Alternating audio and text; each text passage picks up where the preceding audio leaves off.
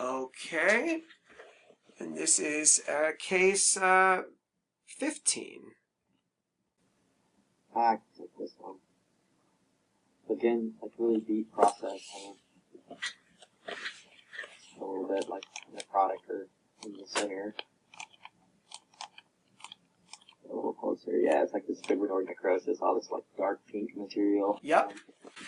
So this pattern, you kind of think about a couple different things when you start kind of hunting for the mucin as well. Which, And here it is. yep, there it is. So this one would be like, rather than a rheumatoid nodule, which clinical would help with that is too, this would be like deep GA. Yeah, so that's exactly the differential. Is this either a big juicy example of granuloma annulare, or is this a rheumatoid nodule? So I feel like those two entities can look essentially identical to each other, okay? The classic teaching is that pink, I was talking earlier about palisaded necrobiotic granuloma, dead degenerated collagen in the middle here, and then histiocytes around the outside and kind of these irregular islands. It's like a big kind of a lake, an irregular lake made of dead and dying collagen, surrounded by a shore made of histiocytes. But in this case, they really line up and actually palisade. So, a lot of times you say, oh, it's palisading, kind of. That's the real deal palisading, right? Lined up in layers and kind of stacked almost vertically around the necrobiosis. Beautiful example here. So the biggest differential for this palisaded necrobiotic granuloma, when it's like this well formed, is granuloma annulare and rheumatoid nodule. And if the center is mostly red fibrinoid necrotic or necrobiotic material, then we would vote for rheumatoid nodule. If it's more blue mucin, then we would vote for granuloma annulare. Well, what do we do in this case? We've got bright red fibrinoid stuff and also a bunch of mucin, right? So from the answer sheet, I know this is supposed to be a rheumatoid nodule. And the real life practice answer is it really depends on the clinical. If a person has known rheumatoid arthritis, then it's going to be probably a rheumatoid nodule, right?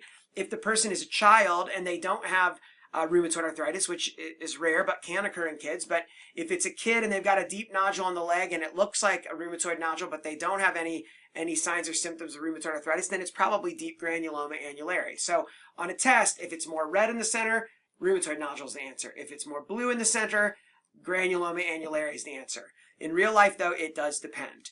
I would say that classically rheumatoid nodules are taught as being down deep in the subcutis or even down near the joint space. But I've seen many examples that also involve the dermis, just like I've seen GA that's totally centered in the subcutis without dermal involvement. So it can go either way, all right? The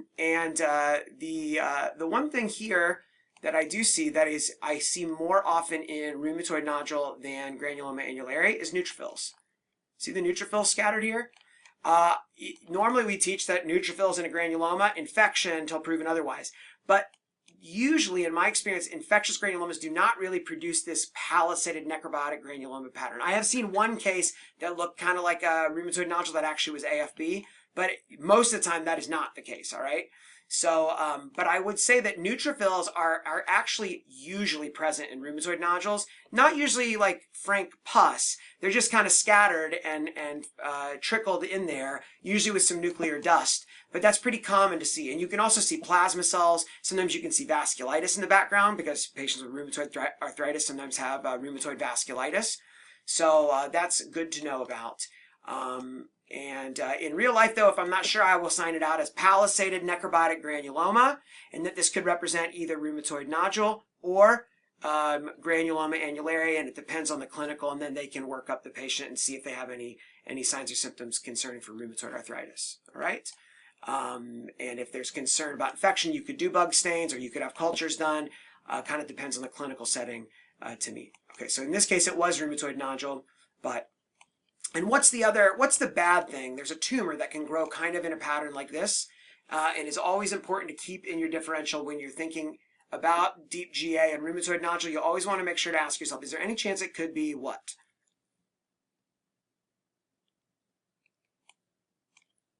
Epithelioid sarcoma.